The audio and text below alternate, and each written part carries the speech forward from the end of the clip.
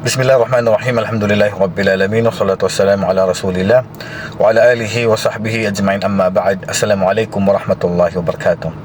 Ang tanong, magkano nga ba ang zakatul fitr o ilang kilo nga ba ang zakatul fitr? Ang napagkasunduan ng ating mga ulama, sa'an min at-tamri aw min asy-sya'ir. Ibig sabihin, isang sa, ang sa kasi pa, lata kasi yan. Sa, lata yan, na lagayan ng tamar, ilalagay dyan yung trigo, barley, then yun yung sa. Wala, hindi kasi ginagamit noon ng kilo. So yan, ayun ang pagkasunod ng mga ulama. Siyempre, sa panahon natin ngayon, ang ginagamit kasi kilo. So dito, hindi nagkasundo ang mga ulama kung ilang kilo nga ba ang zakatul fitr. Kapag gagamit tayo ng kilo, na kung saan ginagamit natin dito yung bigas. Kinikilo natin yung bigas.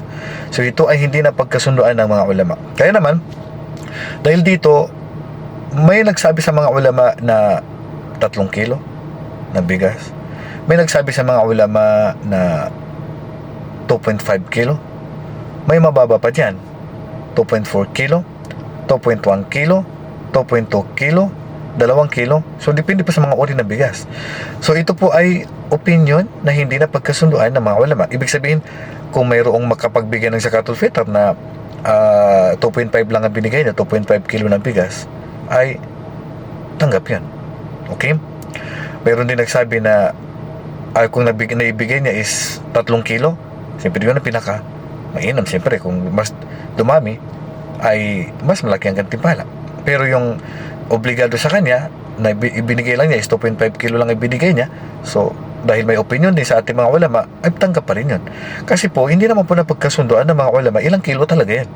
Kasi wala naman po talagang kilo na ginagamit noon sa panahon ng Propeta Muhammad sallallahu alaihi wasallam, kasi lahat talaga yung ginagamit ng sa na ginalagayan. Kung ilalagay mo yung tamar doon, iba't ibang uri ng tamar, yung trigo magkakaiba ng kilo yun.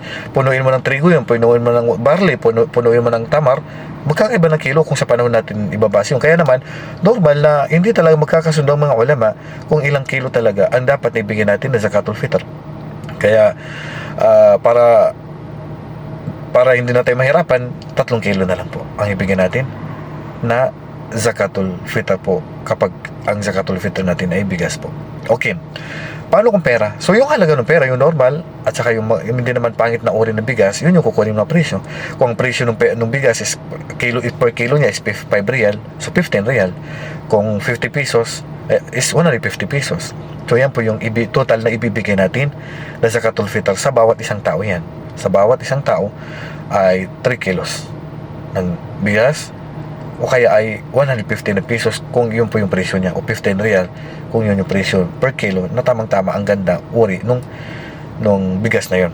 Okay, pero inulit ko na ito ay hindi na pagkasunduan ng mga ulama kung pwede bang pera ang ibigay, dahil ang pananaw ng karamihan sa ulama, hindi tanggap ang pera. Ganun pa man, pangkalahatan, dahil ito ay hindi naman na pagkasunduan ng mga ulama, hindi naman tayo stricto sa usapin na to, ay kung pera ang ibibigay mo ay yung presyo ng 3 kilo na bigas, at kung bigas naman ay ang 3 kilo ng bigas po ang ibibigay mo sa bawat isang tao po sa pamilya mo na nilista mo na bibigyan niyo po ng zakatul fitr. So yan po yung bigas na, ayan po yung zakatul fitr na ibibigay natin, para alam natin kung ano ba talaga ang zakatul fitr na ibibigay natin.